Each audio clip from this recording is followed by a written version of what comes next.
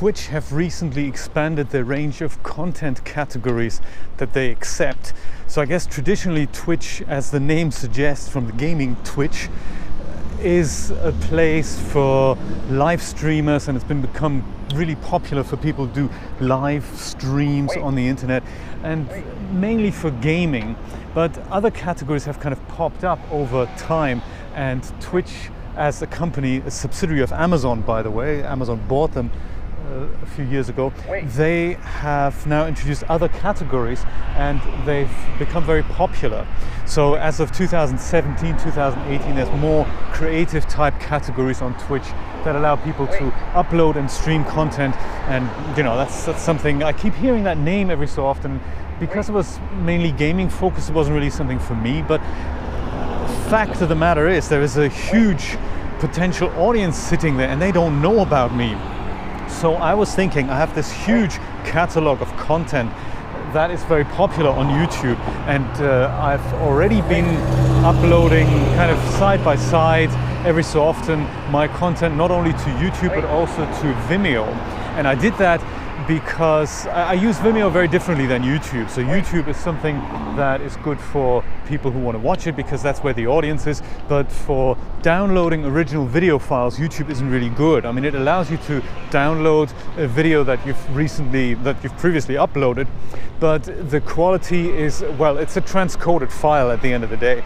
And Vimeo is very different. They allow you to download the original file that you've uploaded. So the way I use Vimeo is for a lot of content that I want to just store in the cloud, that, you know, I can't, maybe I've got it on a hard drive, but where is that hard drive? You know, stuff from 5 years ago, and all my hospital things, and they're all on there, and most of them are not public. They're literally there just for video storage and management for me, and kind of it works okay. I mean, they do have drawbacks, of course, because one of those things is that as a Plus user for $60 a year, you only get 5 gigabytes of upload space a week, and they don't roll over either. So you have to either put a dummy file in and upload content later to make use of it, or you have to, it's just all a bit cumbersome. And it's one of those awkward situations where you think, well, you guys could be better, but I really can't afford to give you guys $500 every year just for making that possible, you know, because a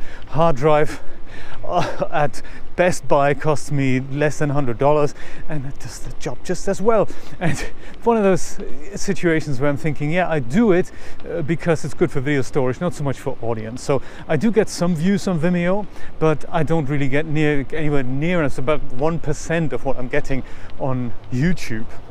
Nevertheless, it does spread the message, so some of the content that I upload I do make public, and mostly that's my DAZ and Photoshop tutorials.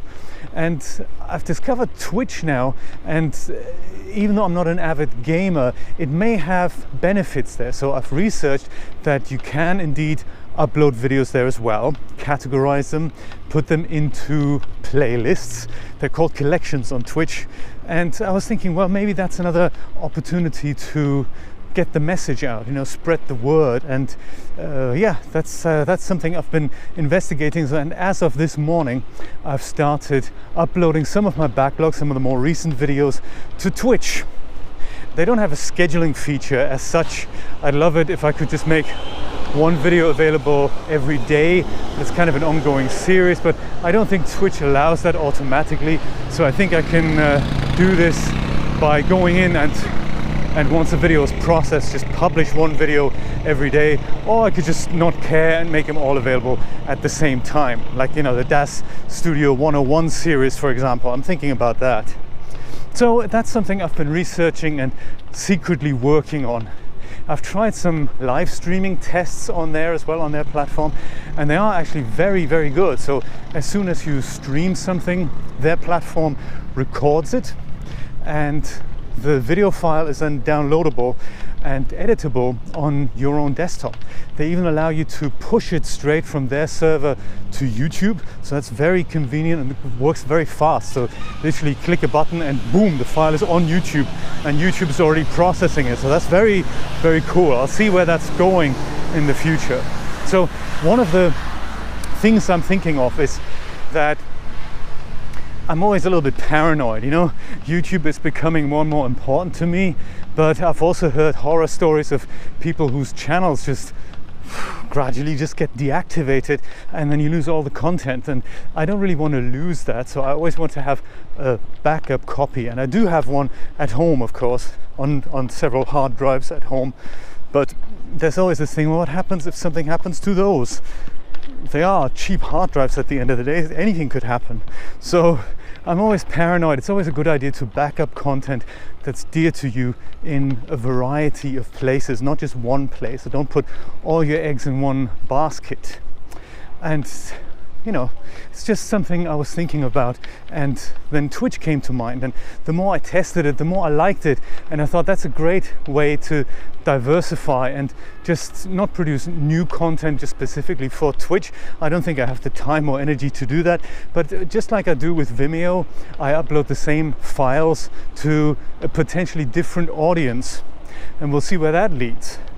So in order to make money on Twitch, there's all kinds of other things that you have to have, like 50 subscribers or followers. They do differentiate between subscribers and followers, so it's all a little bit complicated. But what I'm hearing there is it's almost like what YouTube used to do in the beginning years, that they handle it on a case-by-case basis, and they make a judgment call as to who's important for the community. So I don't really know if I fit in there. I never dreamed that I'd fit in on YouTube in the community. So, you know, why not give it a go and judge by the results? So Vimeo is certainly something that works for me technically, but it's certainly not something that I do for the audience. Whereas YouTube is really good for audience interaction and community vibe. So I really get a lot out of that.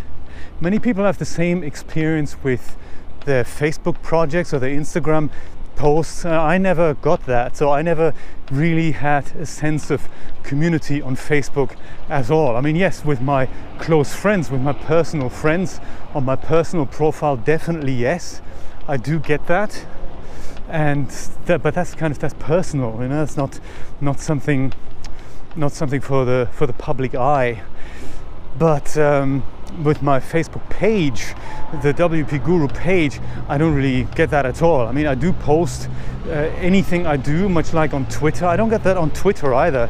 But many people have great successes with both of these platforms, which made me reevaluate how I use Facebook as well. So it's back in the day when I started with Facebook, there were only personal profiles. You didn't have pages as such either, or groups. I think you had groups and profiles, but that's really it. And then as they explored other avenues, they gave us the ability to create pages which are publicly accessible for everyone, and you as a Facebook account holder manage one. You can also manage a page between more than one person, so you can have additional managers on a page, and that's kind of nice. It's for many people, for a while there, about 10-15 years ago, it was literally, they were bending over backwards to not put their own website on advertising. They put Facebook /whoever on their advertising and paid dearly for it. So it's kind of crazy that everyone was just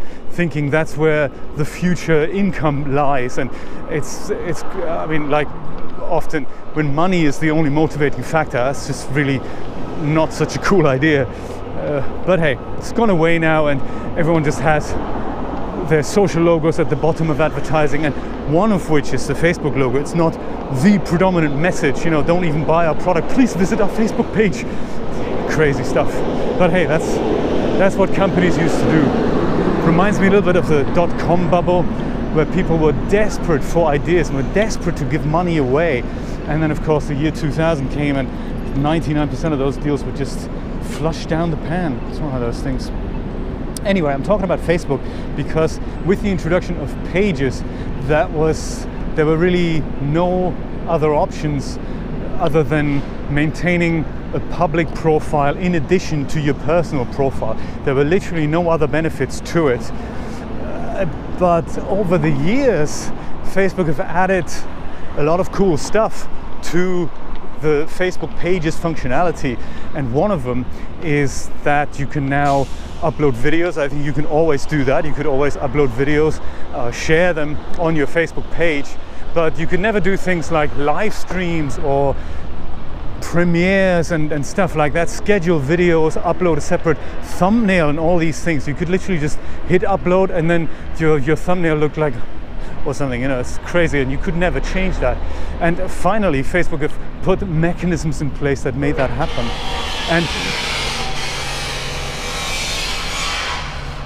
And that was something that I'm really glad has changed. So I was looking at that and I was thinking, I don't really have a huge following on Facebook. I've got like 450 odd people, 470 maybe it's 480, I don't really remember. It's just under 400, it's under 500. And while that is cool, it's not something that is as big as what I have on YouTube, but maybe that's because I don't have any native posts going on there on Facebook. So with diversifying content and just uploading the same content to different places, maybe I should do the same with Facebook. I'll see how it goes. So that's a lot of admin work, but I'm thinking it may be beneficial. It's just thinking out loud here, seeing if I can spread the word to more people. I think that's my motivation here. It's I don't see a revenue stream there with or on Facebook, but I do get contacted via Facebook from manufacturers and all that. So they kind of like to get in touch with Facebook via Facebook, which is why I keep the page around. But other than that, up until now, I've only ever posted content automatically to my Facebook page. So every time I create a post on WordPress, something gets posted onto my Facebook page as well, much like on my Twitter page or my Twitter feed. That's the same idea. It's all done by Jetpack, so that's very nice. But I haven't evaluated that strategy for a while, so it could well be that maybe I'm losing out on cool things. So one of the things I've read is that specifically Facebook favor native posts. And what that means is, rather than write an article on your website and paste the link on your Facebook page, what Facebook really likes, if you start writing stuff on Facebook, and that apparently has a higher whatever ranking or whatnot, so that more people get to see it, which is of course, you know, twice the amount of work. And applications like TweetDeck in the past, they were very handy, that you had one application write something once and it would go ahead and post things to more platforms, and that was fine when we were all dealing with text content, the occasional hashtag and maybe a link every once in a while. But now that we're regularly bouncing back and forth 500-600 megabytes, a few gigabytes of content just casually, that's not so easy anymore. So I wonder if I would have a benefit also uploading my videos natively with a proper thumbnail, with a proper description and all that to my Facebook site. I haven't researched how to download things there. So, but you know, I'm just thinking out loud here. Diversification, I guess, is a good title for this video, I guess.